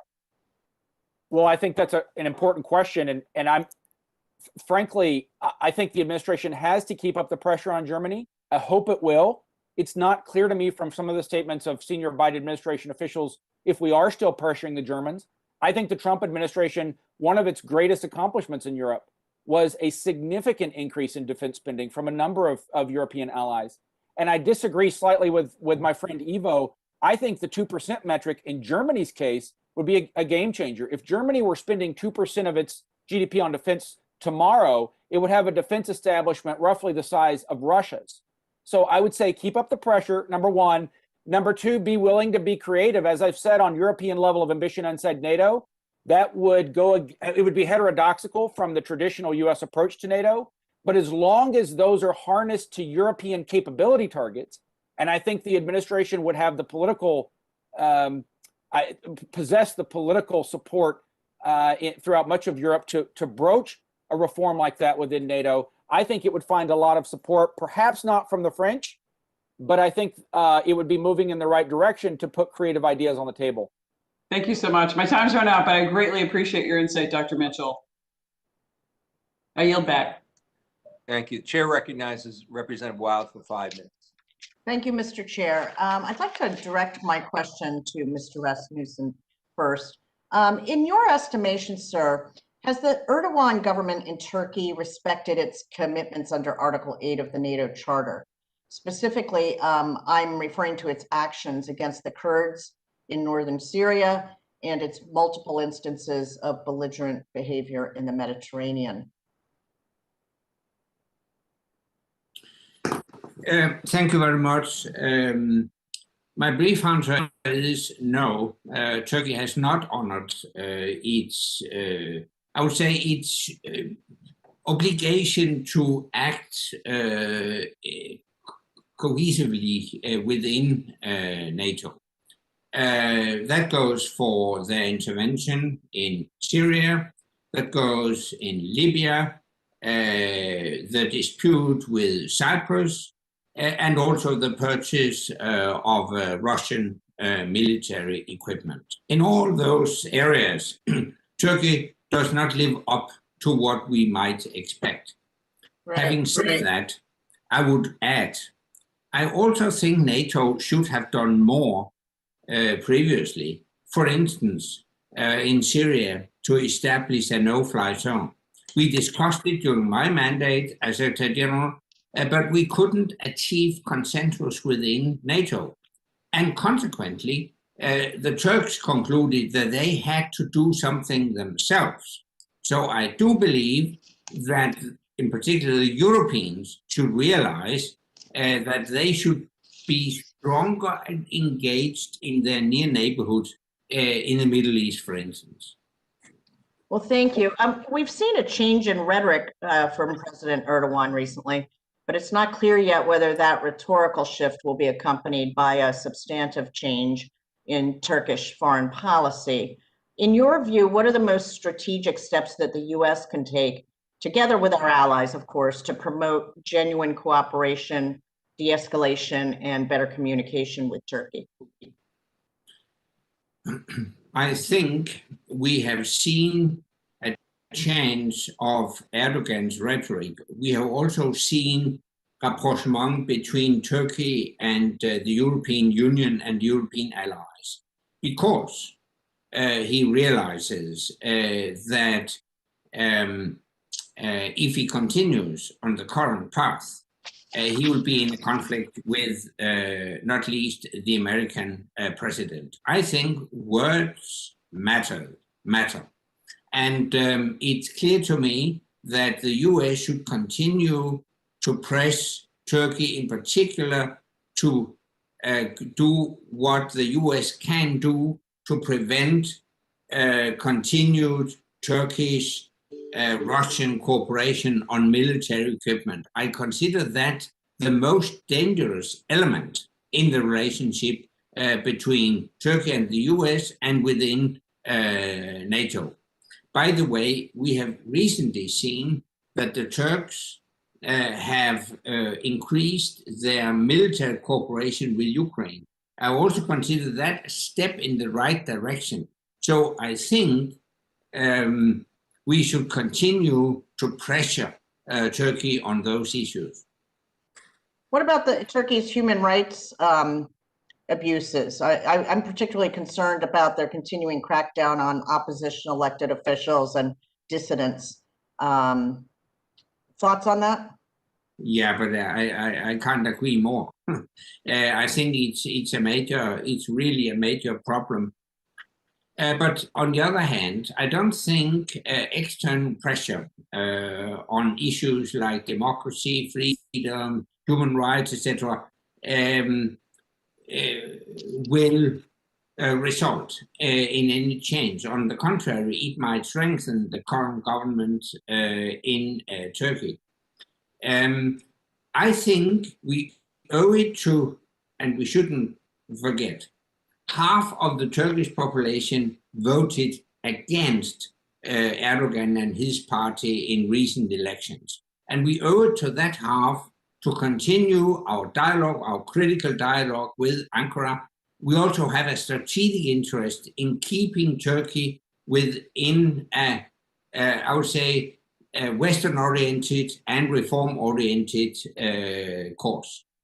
Thank you. I appreciate those comments. And with that, Mr. Chair, I yield back.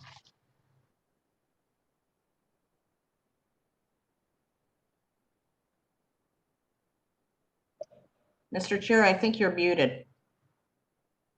Chair recognizes Representative Fluker for 5 minutes. Thank you. Thank you, Mr. Chair, and thank you to all the panelists today. I actually served 2 years in NATO, stationed in Europe, and as a member of the U.S. Air Force, was delighted to be able to serve with 17 different countries at that particular location. Have a great appreciation for the impact that this organization brings, not only to our member countries, but really to the stability of the world. And so thank you for everybody's previous service, your testimony today, the thoughts and ideas. I want to kind of hone in on something that I think is really important. When we look at what each country can do in NATO, and what each country should do, I appreciate the previous comments when it comes to the participation, not just financially with the 2% standard, but also in these niche capabilities, and specifically with regards to infrastructure. And Mr. Secretary, if I can start with you, I have several other questions, but what are the investments that NATO members are making in the way of infrastructure so that the rapid, agile deployment of forces, which I think is a competitive advantage that we have as NATO as a whole, what are those infrastructure investments that are being made or need to be made? And then what are the obstacles that can hinder that? Because when it comes to it, access, overflight, and basing are so important to this organization. So, Mr. Secretary, if you can comment on that briefly. Thank you very much. I think the most important investment we could do in Europe is to invest in transport capacity. We have more soldiers, actually, or more troops in Europe than the US, but we can't move them. Whenever Europeans decide to participate in an international operation, we have to ask the United States for transport capacity. So it's clearly a critical capacity that we need to focus on. So speaking about infrastructure, I think transport capacity is the most important area at all. But in addition to that, we also need more in intelligence, reconnaissance, drones, all the modern military capabilities. We are lacking those capabilities in Europe. In the Libya operation, for instance, we were very much dependent on US capabilities. Well, thank you for that. Let me follow this up with looking at some of our most vulnerable members in the Baltic countries. And I spent a lot of time talking to Latvia, Lithuania, Estonia, and specifically those countries, but also the other ones that are on the eastern flank. Are we engaging non-NATO partner nations with these common security concerns? And what are we doing to bolster specifically those countries and others that fall into that category of vulnerability? We have already discussed Georgia and Ukraine, and I think an immediate first step should be to grant the two countries a membership action plan, and that way create a much more solid framework for our cooperation with those two partners. There's no guarantee for future membership, and it's for them and NATO to decide, not for President Putin to intervene in that. And I think we could prevent his de facto veto against membership by deploying exactly the same principle as we did when Western Germany became member of NATO, and we left Eastern Germany outside the Article 5 guarantee. We could do exactly the same when it comes to Georgia and Ukraine and state, okay, you could become members, but Article 5 will only cover those areas under control of your government in Tbilisi and Kiev. That would be a formula that would actually deactivate President Putin's de facto veto. And in the Balkans, we have exactly the same issue and the same challenges.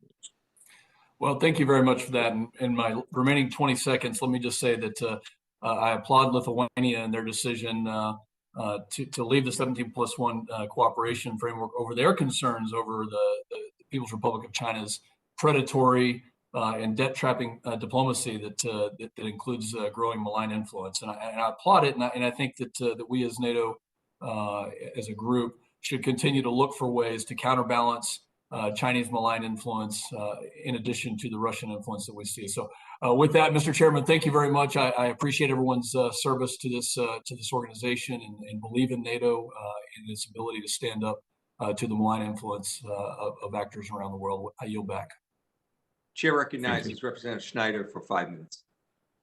Thank you, Mr. Chairman, and I want to thank you and Mr. Connolly for leading this meeting, as well as the ranking members and our witnesses, in particular, a hometown call out to Ambassador Daalder and the Chicago Council on Global Affairs. It's good to see you. I appreciate having this conversation, highlighting the importance of NATO, and in particular, the significance of NATO 2030. I also appreciate the concerns that we've raised over the course of this meeting, everything from dealing with China and Russia, concerns about cyber, the burden sharing. I want to give a special commendation to my colleague from Pennsylvania, Representative Wild, on asking the questions about Turkey. This has been a great opportunity for us to reaffirm Congress's support for NATO and discuss what the coming decade holds for what is clearly our most important strategic partnership. During the Trump administration, many in Congress, including myself, were concerned about President Trump's lack of a clear outward commitment to our obligation to Article 5, the central tenet of NATO and our collective self-defense. In our allies around the world, President Trump's wavering sowed doubt about the United States' commitment to NATO and our other strategic partnerships. Given the overwhelming bipartisan support for NATO in both the House and the Senate, Congress pushed back. In the 115th Congress, the only legislative item, either amendment or bill, to pass the Senate with a vote of 100-0 was an amendment during the consideration of the National Defense Authorization Act that affirmed our commitment to Article 5. In the 116th Congress, the last Congress, one of our first bills voted out of the House was legislation by my colleague, Representative Panetta, the NATO Support Act that would prevent the use of funds to effectuate any withdrawal from NATO. The bill passed overwhelmingly on suspension. President Biden's comments and work at the summit in Brussels went a long way towards amending any doubt about our fidelity to NATO and Article 5, and I am certain we will continue to make clear our ironclad commitment to NATO and our strategic allies. Ultimately, our experience under President Trump left me deeply concerned about a future president with similar disdain for alliances, fundamentally undermining our most important strategic partnership without Congress being able to meaningfully push back. Ambassador Daalder, I'll start with you, but my general question is, what can Congress do to further demonstrate U.S. support of and commitment to NATO and make sure that that commitment is ironclad? Thank you, Congressman, for the question. And I think what the Congress did in the last 4 years, as you mentioned, the two major votes that were taken in both the House and the Senate with near unanimity in both cases, was a very important signal to our allies that whatever a particular occupant in the White House may say, Congress, and indeed in our polling at the Chicago Council on Global Affairs, the American people stand squarely behind this alliance. And reminding folks of that reality constantly is extremely important. I'm therefore very pleased that the NATO Parliamentary Assembly is being supported so strongly by Congress, because I think that's another way in which to demonstrate America's commitment and to hold administration officials, when they start to deviate from the treaty obligation that we have, accountable for those facts as much as possible. In the end, I think NATO still remains an organization with very strong support in Congress. It's one of the few bipartisan issues in which Republicans and Democrats and Americans agree on, and I think demonstrating that in as best way possible constantly is a necessary and important reminder to our allies that this is an alliance that meets our security interest as much as it does for other members. Great, thank you. Let me shift in my 1 minute left to the climate. Coordinating our international response to climate change will be critical to fully living up to our responsibility to prevent catastrophic changes to the Earth's climate, as we've seen around the Earth already this summer and in years past. But we know that climate change is a threat multiplier, driving drought and famine, wildfires and flooding, transnational migration, and regional conflict. How can NATO best adapt? How is it adapting its strategic outlook to incorporate climate as a threat multiplier and driver of regional conflict? And I'll open that to anybody. Dr. Gottemoeller. Thank you very much, Congressman. That is a great question. I am so pleased to see the results of the latest NATO summit with regard to the emphasis on climate. It has been really strongly called out now by the NATO heads of state and government as an overarching strategic objective to take account of these climate crises that are emerging, talking about the Arctic. We have already mentioned that. So I do think that the alliance now has turned its attention to this in a significant way. I will just note the contrast. A short while ago during the previous administration, it was not possible to do so. So I am very glad that this issue of climate will be front and center in NATO considerations and in NATO policy development. Thank you, sir. Great, thank you. And I see my time has expired. I yield back. Thank you, Representative. Chair recognizes Representative Malliotakis for 5 minutes. Thank you, Mr. Chairman. I really enjoyed today's discussion. It was very enlightening. I want to thank those who came to testify. I wanted to follow up on some questions one of my colleagues asked earlier regarding Turkey. In 2020, Turkey engaged in 2,060 violations of Hellenic airspace, including 384 mock dogfights and 3,025 violations of Greece's territorial waters. I think it's certainly a violation of Greek airspace. It violates both international and U.S. laws, including the Arms Export Control Act.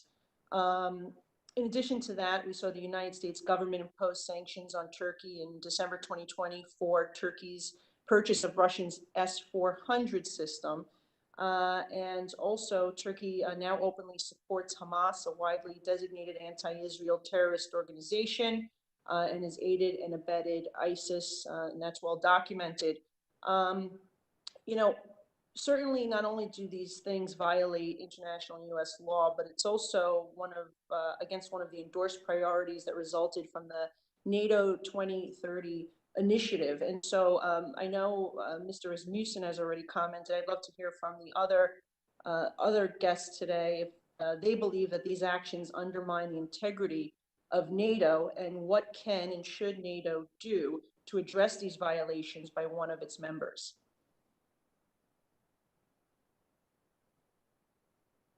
Mr. Mitchell is raising his hand. Thank you for that incredibly important question. I think these are extremely concerning actions on Turkey's part. And let me just say, I think the single most important thing we can do at the U.S. level is to deepen our defense and security cooperation with Greece, number one. Number two, to treat Cyprus like a vulnerable Western partner rather than just a UN reunification project in the making. The Trump administration introduced an Eastern Mediterranean strategy that I think got the points of emphasis basically right. I hope that will continue. In the past, the United States has been a little bit cautious about engagement with Greece and Cyprus, but I think the offsetting role that the United States can play in the region is significant, and it actually helps to bolster our efforts at working closely with Turkey. So I wouldn't, for example, go so far as some of the recommendations that I heard during the reflection group process from experts about using NATO as a punitive tool vis-a-vis Turkey. I think there are real perils to that approach. But I think the established practice of the Secretary General offering his or her good services, his good offices, to mediate between Greece and Turkey is the most important thing that NATO can do.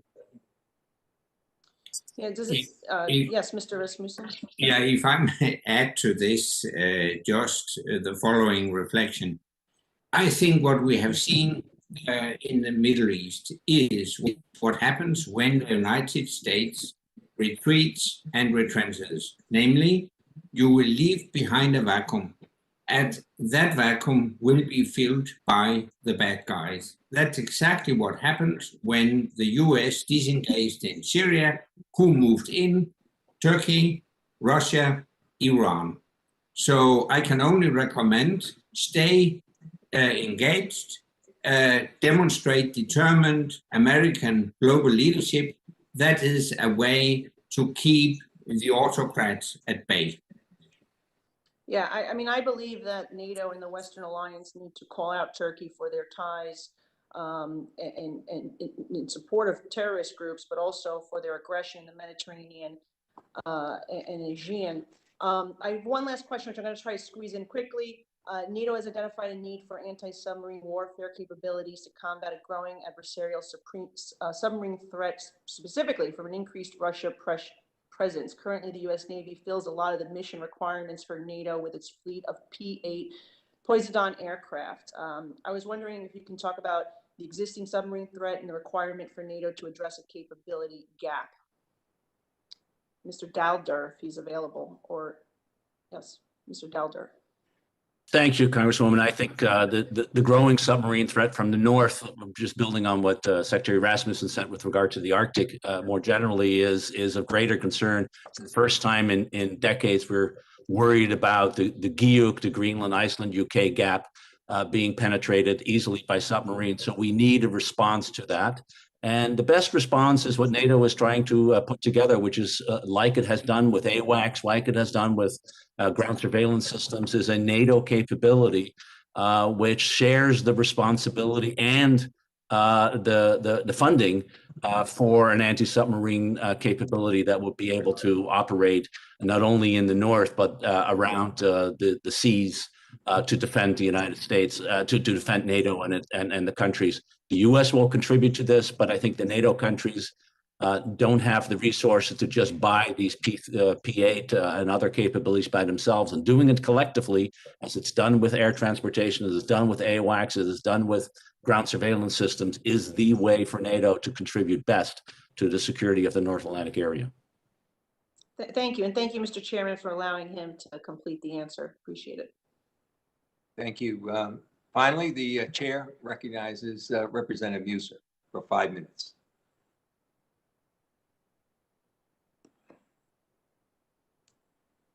Representative Muser.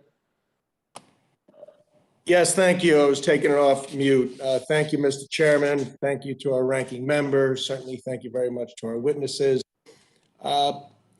Mr. Mitchell, last month, President Biden and the NATO leaders met in Brussels, as we all know, to discuss security challenges and adopt initiatives aimed at strengthening the alliance and enhancing cohesion among allies.